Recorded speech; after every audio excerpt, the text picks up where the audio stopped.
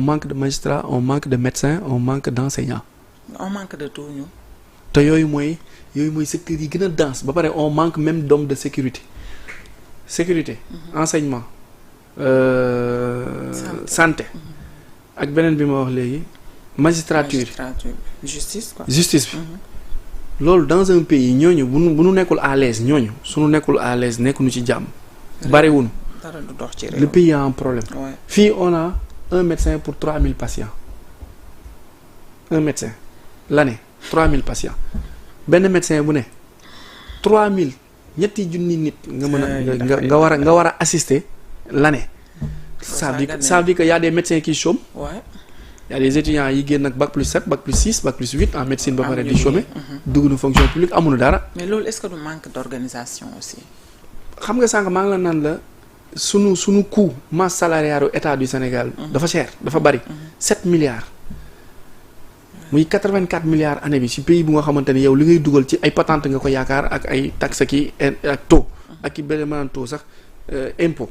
xam nga dafa metti c'est triste. Et pendant ce temps yow yaa ngi ak pétrole. te man li ma jaaxal mooy 2 ans yi nii xamuñu fu xaalisu pétrole bi. xaalisu pétrole bi tam war nañu ci wax. 2 ans yi waxuñu ñu ba tey. pétrole mi ngi génn wala génnul.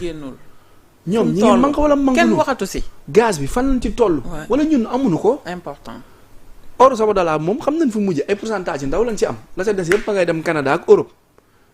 Matam am na phosphate. Kafountine am na moom it beneen kii benn am na ay carrière. Casamance am na ay carrière sud du Sénégal bi aurifère la ferre la mais voilà quoi. ba tey où se trouve le problème dëgg où se trouve le problème pour ñu mën a génn ci lii ñu nekk nii. parce que yii yëpp booy xool c'est une chaîne chaîne bu logique ba pare alimentation bi aussi. parce que bu fekkee yow contrôlé woo mooy comme li ma la expliqué ci firme bi nga xamante ni mooy liggéeyloo nit ñi mais aussi am na ci yeneen gros porteurs yi nga xamante ni ñooy indi ceeb beeg jus yeeg boisson yeeg. façon boisson bu ne di nga ko gis ci boutique yi. waaw bu ne am na fi.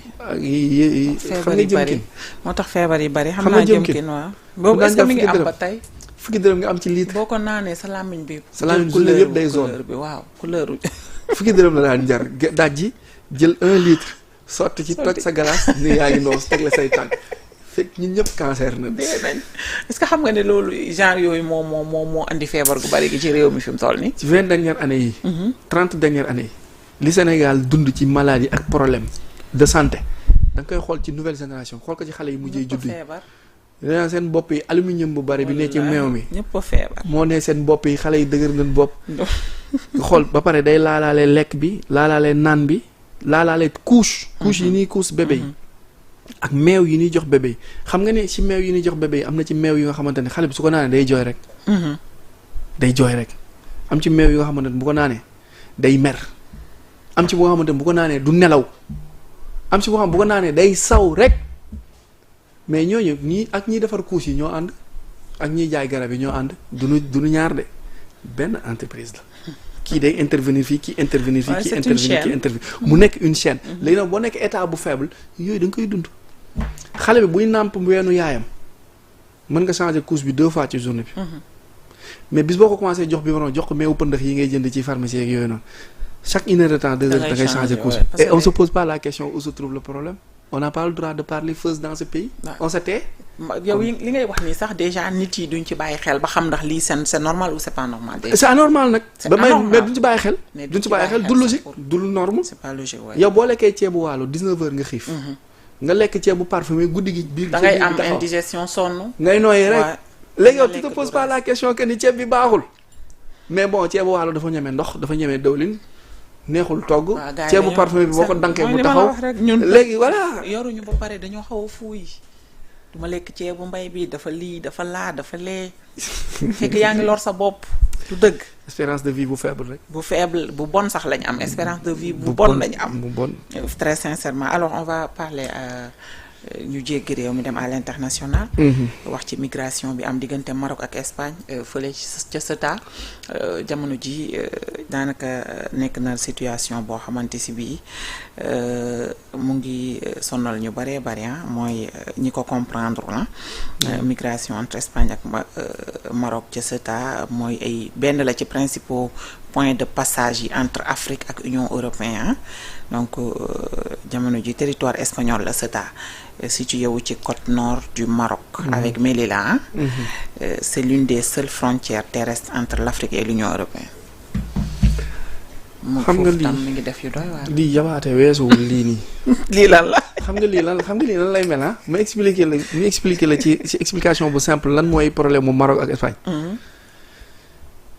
mi ngi mel ni exemple France ni moom France ni moom Wakaam. wala waaw nga ñëw ba partie plateau. wala Mamel foofu nekk France. di si des nekk Sénégal. mais loolu doy na waar nag de. depuis que temps colonial bi la. mu nekkoon benn partie bu nga xamante ni espagnol yi ñoo ko récupéré dem def zone d'habitat. bi Maroc di génne ay frontières am génne waalewu ko. mais ci benn partie terre la du da ngay dugg ci géej dem ci kii bu la neexee jaar ci géej gi bu la neexee jaar ko par voie terrestre. léegi Maroc dafa am fu mu bëgg dem ak Espagne xam nga fi mu bëgg dem ak Espagne mooy ni muy def mooy. day jékki-jékki rek organiser benn évasion bu nga xamante ni 70 000 personnes. en 2-3 jours ñu ñëw remplir dëkk ba mu fees dell. léegi day créer benn insécurité. ci espagnol yi nga xamante ni ñi ngi en terre marocaine. waaw. te qu'est-ce que ça va créer au sommet de l'État mooy wóorutul qu'on garde notre population ci teeru jàmbur. maintenant Maroc est en train de pousser l'Espagne. à ce que mu cède cette partie de terre. pour que ñoom ñu delluwaat dans l'Espagne continentale. ñu bàyyi cette partie là. maintenant géopolitiquement Union européenne da ciy insérer wu da ciy dugg. mooy dafay gis ni si on resserre pas les frontières. problème migration bi dina leen sonal te ñoom ils n'ont plus les capacités et les moyens de continuer à absorber cette population là. te comme ñoom dañuy dund en autre partie ci migration mais ban migration mooy migration organisée. mais bii c'est désorganisé. option wu Maroc c'est pas que population danoo ñàkk lu lekk wala danoo ñàkk xëy. certes am na fa mais aussi li mu soxla mooy cette partie des terres yi nga xamante ni espagnol yi ñoo ko occupé. del xool les jours à venir dinañ dem ci ay négociations yi xamante ni peut-être dinañ céder cette partie. mooy Ceuta. léegi nag ñoom dañ ciy profité waale dugg ci. Trump intervenir ne. Espagne taxaw.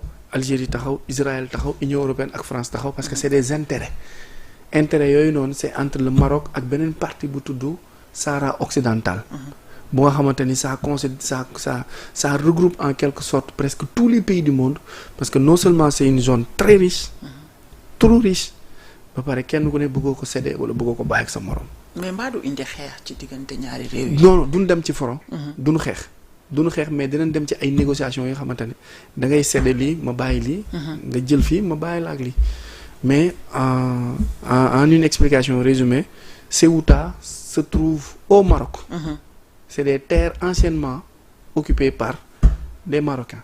C'est par le biais de la colonisation ak de la domination ibérique la Espagne amee sañ-sañ.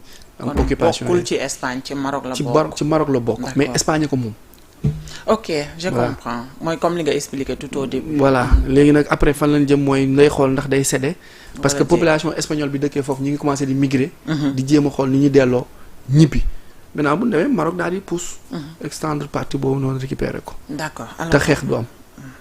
en tout cas luñ ci mënti def nañ ko def rek ci jàmm ak salaam. mu bañ a am benn front. loolu moom mooy li nga xamante ne mooy doon ci intérêt ñaari réew yëpp alors ñu wax ci président Doumbouya ak ay vacances am yi mu dem gis nañu image yi tey gis nañu interprétation yu bari yi nga xam ne nit ñi def nañ ko également. bon il est souffrant. Ouais. il est malade. Il y a certains même qui disent que ses jours sont comptés mais loolu ça appartient à la volonté divine. Voilà. La mort ou la vie c'est pas une affaire de humain, une affaire d'homme, c'est une affaire de Dieu. Peut-être pour des raisons médicales wala pour des vacances en tout cas jël nay vacances en plus dem na. Espérons qu'il reviendra en forme et en force. Parce que tant soit peu, ces 2 dernières années, il a fait quelque chose pour la Guinée. Ça, c'est Moi vrai. qui connais la Guinée, qui était là-bas en 2022, entre 2024 et 2026, 2022 et 2026, pour voir la modification et les changements avec la transformation de la capitale, là tu te dis que même s'il continue à manger, à récupérer l'argent du pays comme certains le disent, avec les mines de Smandou et autres, mais tant soit peu, il a contribué et il a essayé de faire quelque chose pour le pays. Donc nous lui souhaitons bonne santé et bon retour. Inch'Allah. Que nous éviter une tentative de coup d'État, parce que ça retarde l'Afrique. Et que normalement la Guinée devrait même intégrer l'AES pour régler le problème de la CEDEAO là. Mais bon, c'est des choses qui c'est dans l'avenir. En tout cas, nous avons gaaw dellu ci waat ci ay activité am dellu ci waat ci réew mi waa Guinée soxla nañu ko ca professeur yegg si nañ ci cappaandaw gi. waaw nawetaan bi comme tàmbali na. commencé nga dëgg yow ñun waxuñ ci nawetaan bi ñëwal ci nawetaan bi. ak 312 policiers yi ñu licencié woon nawetaan égal problème. nawetaan moo ëpp xaalis ñi jiite nawetaan ñoo ëpp xaalis ñëpp. kon nawetaan am na xaalis. y a 9700 ASC au Sénégal. en tout. 9700 ASC. presque 1000. 700 yi topp na de du 700 rond de. day 700 et quelques. presque 10 000 rek. Presque 10 000 ASC. Léegi faisons le calcul. Je te montre comment nawetaan suce l'argent des jeunes, des petits. On fait un petit calcul. Très simple. Pour te montrer comment ils gagnent et combien ils gagnent. Et c'est énorme. Et en retour, nawetaan ne travaille pas ni avec DER, ni avec ANPEJ, ni avec FONGIP, ni FONSIS, ni PAPEJ, ni avec autre organisation. ci réew mi kan moo jiite nawetaan yi kan moo yor. mi ngi c'est le 4e vice-président de la Fédération sénégalaise de football. mi ngi may dégg mi ngi ci biir booy intégré booy réintégré rengagé comme nawetaan nga ni football naa 2025. léegi 2026 damay footballaat sooy booy déclaré ni da ngay footballaat da ngay joxe 25000. booy def licence pour jour bu nekk day fay 500. jour bu nekk mooy fay 500 te équipe bu ne dina jël 30. muy 15000. 15000. soo amee démission yi am na yu 5000 am na yu 10 000 am na yu 15000 am na yu 13000. ça dépend ci zone bi. ak équipe yi ak zone bi ngeen situé. foofu mën nga fa amaat beneen 30000 minimum nga jël 3. 25 plus 10 35 plus 30 mu nekk 65. nga jël aussi entraîneur bi boo koy aligné dafa am somme booy dugal donc minimum tu vas te retrouver avec 75 000 francs par ASC buy soog a démarrer nawetaan first jëlal 75 000 francs nga multiplier 75 000 francs multiplié par 9700 nga xool ñaata millions la lay jox.